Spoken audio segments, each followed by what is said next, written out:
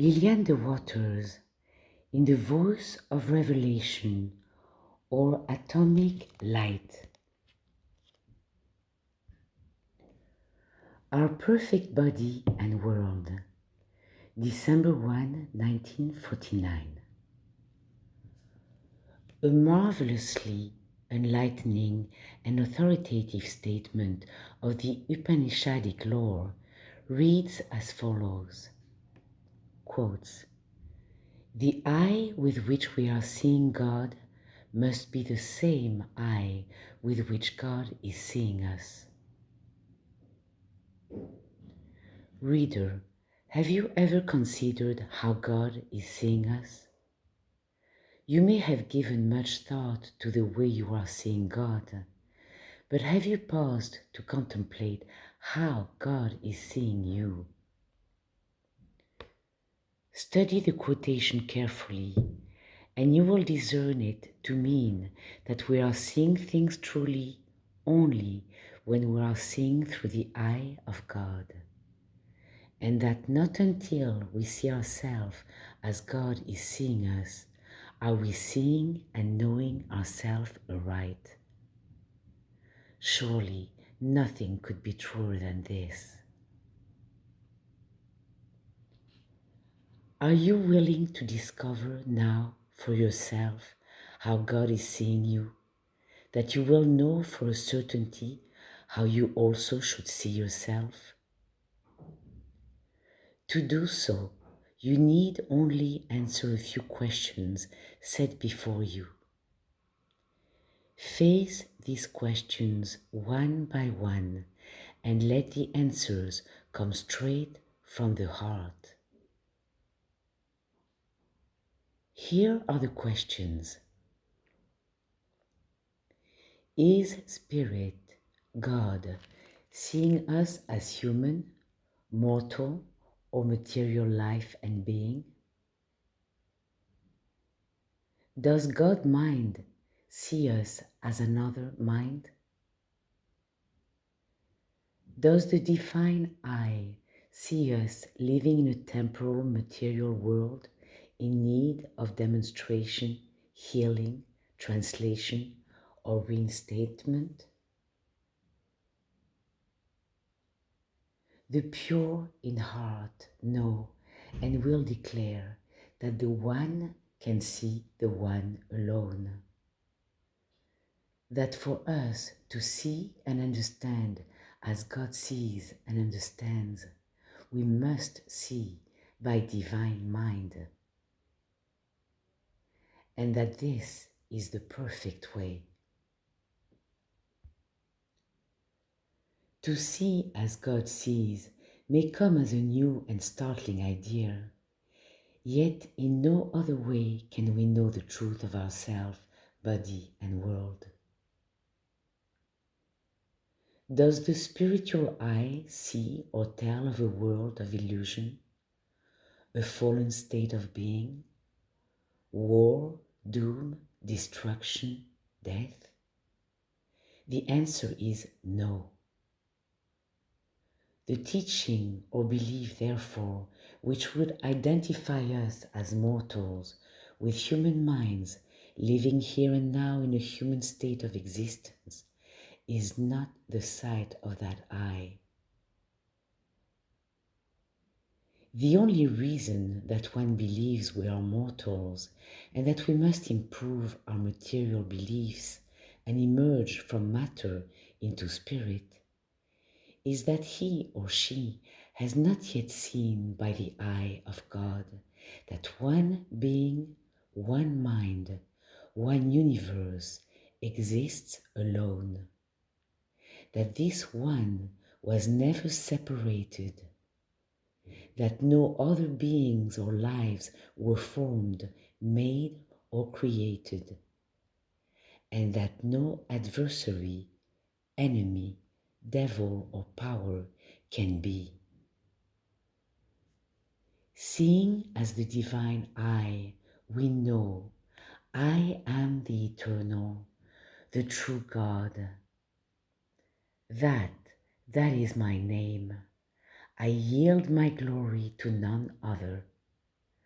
Isaiah 42:8, Moffat translation.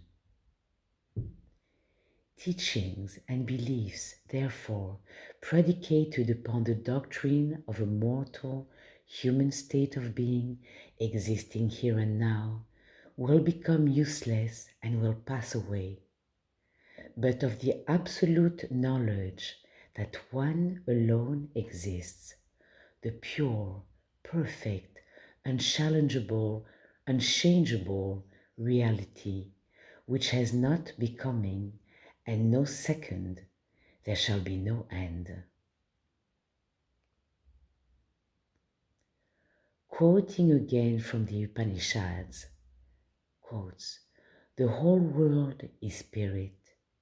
There is nothing else in reality. Betake thyself to this view of things and rest in peace. Thou canst not see me with thy two outer eyes. I have given thee an eye divine." Two outer eyes applies to the viewpoint which, looking away from the one as the alone and all, see and call things which are not, as though they were. Thus the constant use of double talk.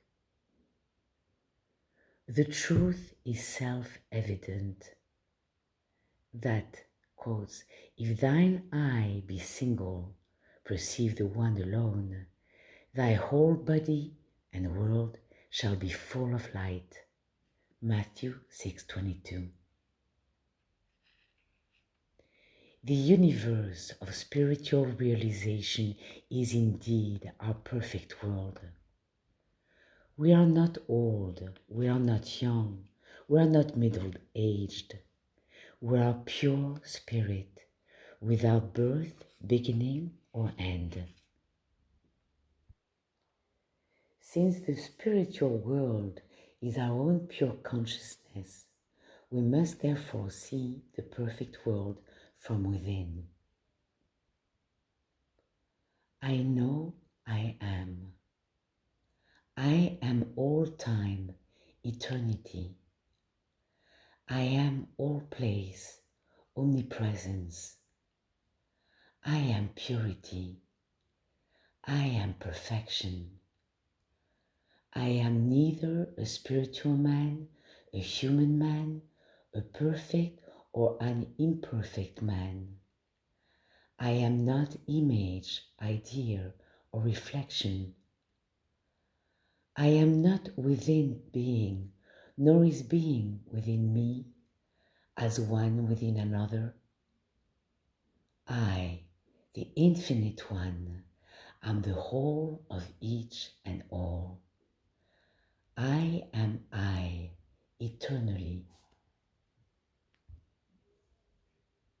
Vanity, rebellion, unforgiveness, deceit or stubbornness are as naught when one's whole desire is to love and please God.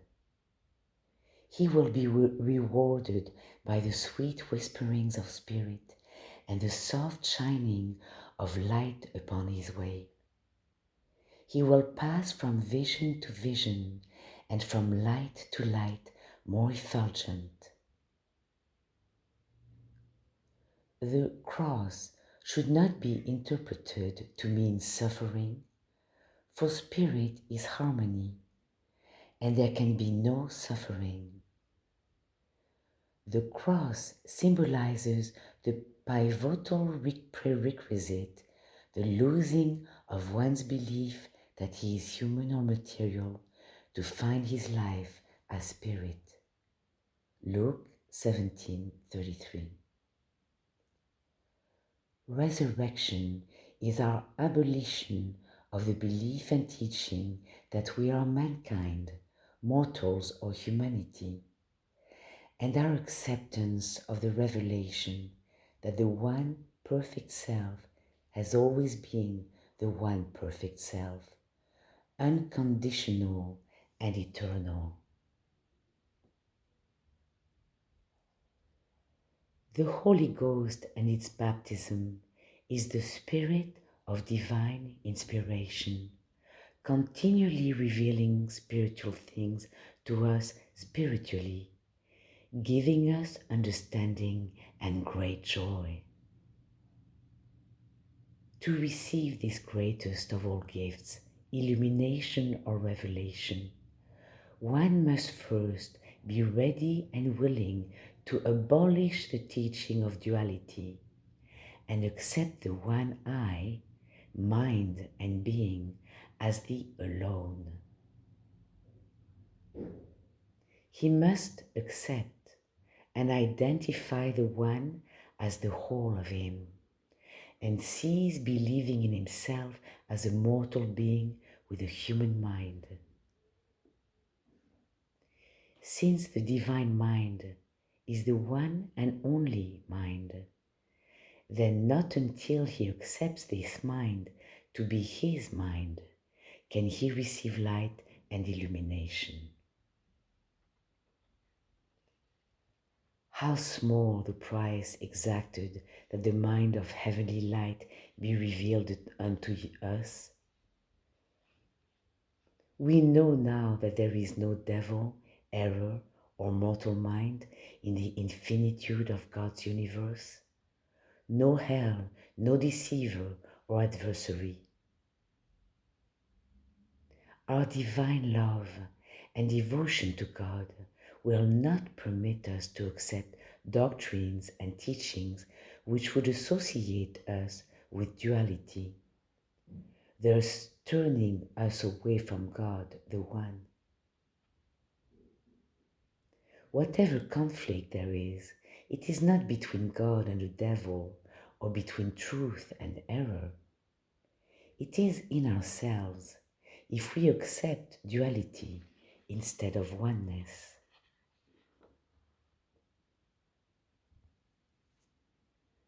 Questions are asked: how can I overcome fear?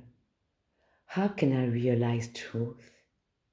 How can I find a home or experience harmony and abundance? Identified as a human being, one cannot know the way. Accepting the general teaching that you are a man or a human being, an idea or reflection, you can do nothing. Only as the divine mind can you see that in this consciousness everything is perfect and complete, and not anything human, mortal, or material can be present. You need not attempt to prove anything, rather it is that God is proving you. Never try to master any thought or thing. There is but one, not two. Even though one believes in falsity, he can never make falsity exist.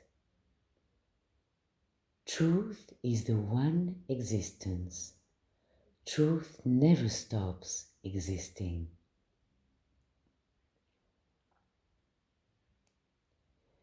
Divine mind cannot feel pain, sickness, or lack.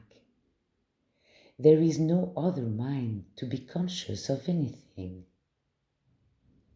This is the truth to be known. In this knowledge is our freedom, even as it is written, "Ye shall know the truth, and the truth shall make you free." John 8:32. This does not mean that sickness, discord, or limitation shall be healed, for how could that which does not exist be healed? It means that accepting the one mind as your mind now, your experience will be that of this mind, the voice of revelation. The message of the Absolute, that we are spirit, is not a doctrine, religion, or creed. It is absolute truth itself. The perfect world has always been the same. Spirit is all. Spirit is unseparated being. We are spirit.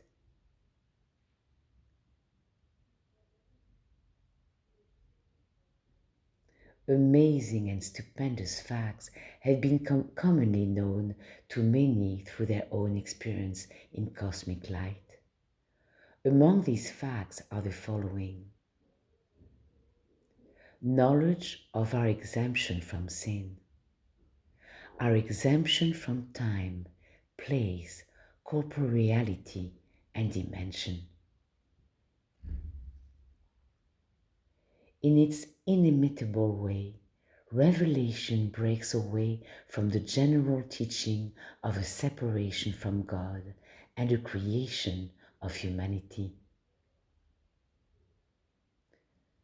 The way to know self-evidently that we are the one unseparated being now is by the experience called revelation or cosmic consciousness, which can truly be enjoyed if one is willing and ready to turn from teachings of duality to God alone. Everyone who has known direct revelation has been keenly aware of being spirit. Indeed, this is the crux of revelation, the never-dimming glory of every flash of light. To hear the voice, to be the one self, even for a second, is to know that we have never been a human being. These moments are our eternal delight. Our knowledge is inherent and spontaneous. We are in the secret place of the Most High. Psalms 91:1. Desire the Eternal who call you by name. Isaiah 45:3, Moffat translation. It is being asked, in the absolute teaching, what is my relation to God? Can there be one God and many of us? What and where is individuality that each of us is distinct from the other? As an illustration which will prove of help, let us consider a tree and its manifold leaves. Of course, we must accept this tree as a spiritual tree, real and indivisible. What is the relation of a leaf of this tree to the tree itself? One's first answer may be that it is one with the tree, or that it is part of the tree. These answers will not do, for a spiritual tree is not divisible into parts, nor is any of it one with the rest of it, as though there were two. It should be seen that the tree is a whole throughout, that all of it is tree, thus no relationship is possible. The identity of each leaf is the tree itself. Whatever is true of the tree is true of the leaves, for the tree includes the leaves. Spirit, God, is not divisible into many beings, even as a tree is not divisible in many leaves, into many leaves. Spirit includes its forms, which are spirit, undimensional. The idea of our relationship to the one selfhood is preposterous and should be no longer tolerated. When perfect vision arrives, imperfect teachings must go. It should be known universally that whatever is included in spirit is spirit. The teaching that God is not in man, that the greater cannot be put into the lesser, misses the mark of perfect knowledge, which declares there are not two beings, God and man. There is one being only, God. To be at all, we must be the one who is the indivisible whole and all. The fullness and allness of the Infinite One is the identity and form called Mary or John. Therefore, each must know herself or himself as unseparated being, since this being is the whole of everyone. It was seen that the tree and leaf are the same one, the tree. It should now be clear also that Spirit, Mary, and John are one and identical. This one is Spirit. When someone states that he cannot understand how he can be Spirit, God, it is only because he has the mistaken sense that he is a human being. He will need to discard this belief before he can see and think as the one mind and know the truth. It is certain that as the one mind only can anyone understand reality and know that God is the whole of him.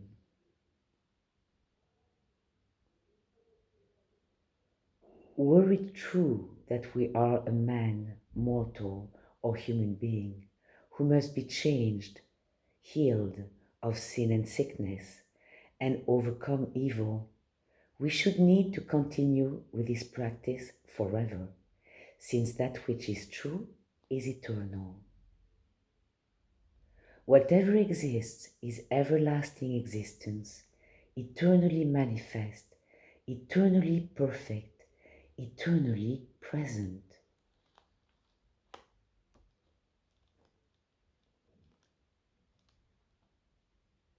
The principle of the Absolute is that the one selfhood is unseparated being and consciousness, and that we are this one. No two leaves of the tree are exactly alike, nor are two of anything identically the same. Infinite distinctiveness and variety abound throughout the indivisible, illimitable wholeness. While each one has distinct perception and awareness, and there is infinite individuality, this individuality is not in us as separate beings, but in God as the infinite, unseparated whole. Each is being as a whole. There is no individual consciousness. There is individual consciousness with capital letters only. As the one consciousness, each knows the truth.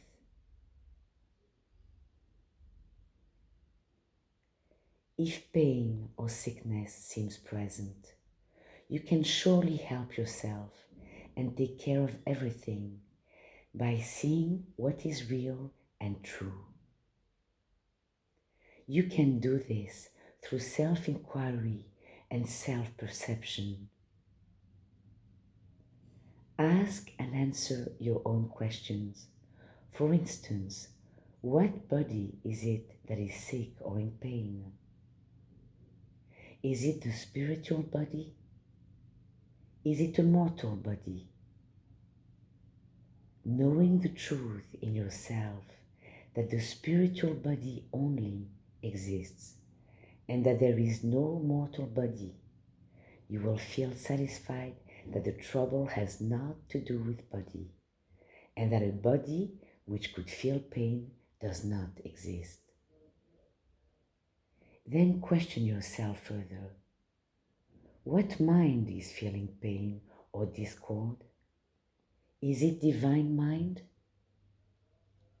You must give the true answer, knowing in your heart, as you should, that the one divine mind alone exists, and that there is no other mind.